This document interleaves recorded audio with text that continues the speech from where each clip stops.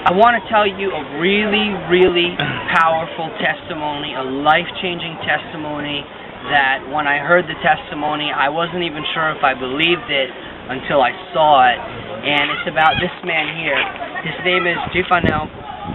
He used to sit in this house before it was destroyed by the earthquake, and he literally sat there like this 24 hours a day pretty much with the lights off, and he would go like this. He wouldn't talk to anyone. He wouldn't lift his head up. I remember praying deliverance for him, seeing many powerful people pray deliverance for him, and there was nothing that we could see that was outwardly happening. But we just persevered. Pastor Eddie and Jordan, they just kept loving him and kept ministering to him. The earthquake came and shook. Jifanel was under the rubble for 14 hours, and Jordan was one of the heroes that went to rescue him and to climb into the rubble and to pull Jifanel out. And when he pulled him out, he was without a scratch. He wasn't dirty or anything. And then after that, he came completely back into his right mind. And he's an educated man, he's an intelligent man, but for a portion of his life, he literally sat with his head down, completely oppressed by the devil.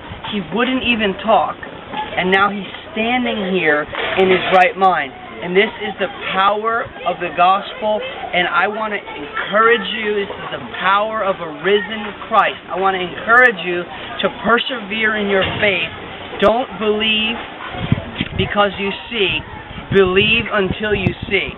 These men persevered. They're willing to rescue him, risk their own life to rescue this man. And not only did he come out of the earthquake and come out of the rubble, he came out from under the bondage of the devil, because Christians, Jordan, Pastor Eddie, and others, willing to love him and to pray through this affliction that he had by the devil. And now he's completely in his right mind. And so, is there anything? Yeah, that's true. So what we're telling you here is the honest to God truth. This man was really, really sick, and then he couldn't even. As a matter of fact, he was possessed with demons. So possessed with demons. That's it. So he couldn't eat. He couldn't even give himself a bath. And then so we have to have him to eat. He couldn't eat himself. So a grown man. Yeah, and he couldn't watch people eye to eye. You just stay like that and doing things, so like a zombie. Yeah, but right after doing the earthquake, he was on the wobbles. So we got him exactly at about 11 on Wednesday, the 13th. So he was in the rubble for 14 hours. That's overnight. Yes.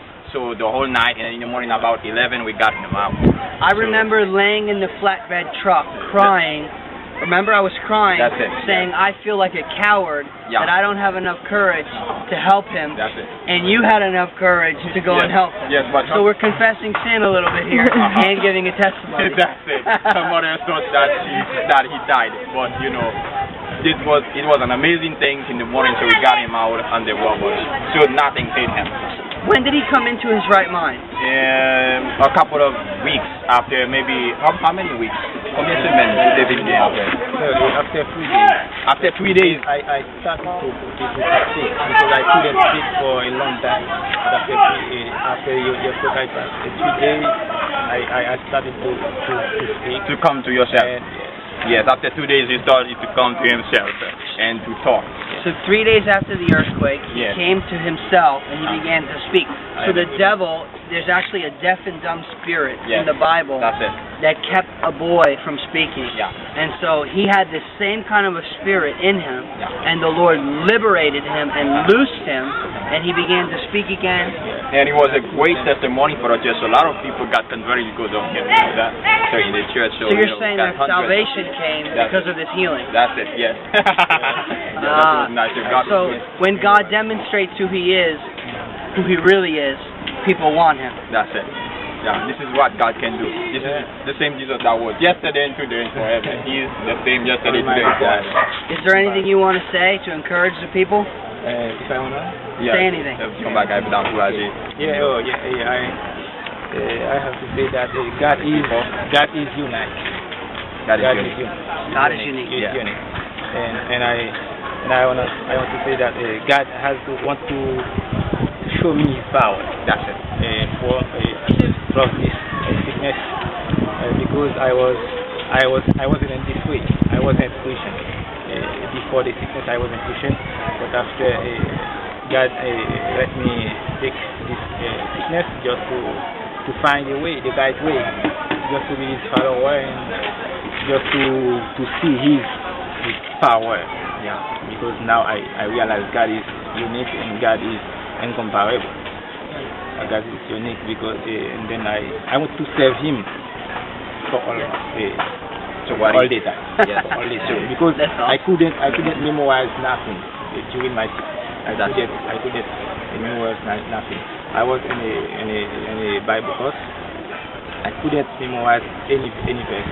Okay. And now after my freedom, I can read, I can memorize, I can speak, I can give my idea about some subjects. Now I can say I'm good. I'm good. Thanks to God. Thanks to God. I want to tell you, you are in the right way. You are Christian. You are in the right way. And God wants your prayers because you were in my way. Okay, God put you in my way to help me because during my sickness I couldn't do anything, and the others helped me so much.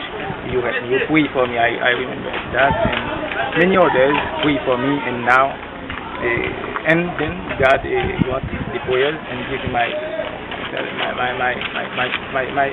freedom. So God, you mean that God Yeah, set you completely? God healed me completely. I can say that. So he couldn't speak. Now he can speak. Yeah. He couldn't talk. He couldn't have a conversation. He couldn't look people in the eye. And now he's talking to you. The power of the gospel broke in on this man. And I just want to encourage you to persevere in your faith until God breaks through your circumstances and changes them. Yes.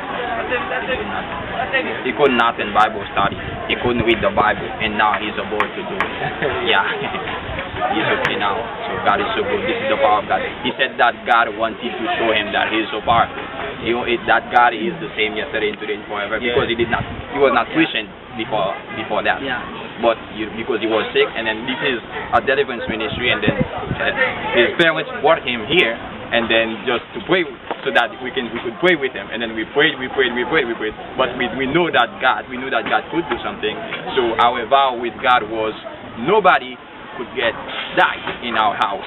So no matter we raise the dead people. You know, you blind, you can see, you cannot, if you are deaf, so you can talk.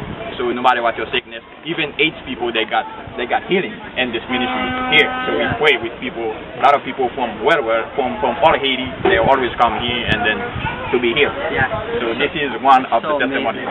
So his parents brought him here. That's it. It's like people brought their sick friend to Jesus. Yeah. And when he came to Jesus, he didn't leave the same way. Yeah. What I really love is that the reality is that this man, you know, before this Jesus came in, the sickness was ruling. And then Jesus came in and released healing on him. Yeah.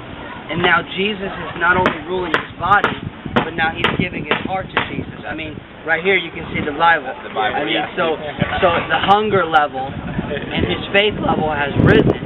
And God's going to use it very powerfully. And your story's going to go all over the world. Okay. Yeah. Okay. God bless you.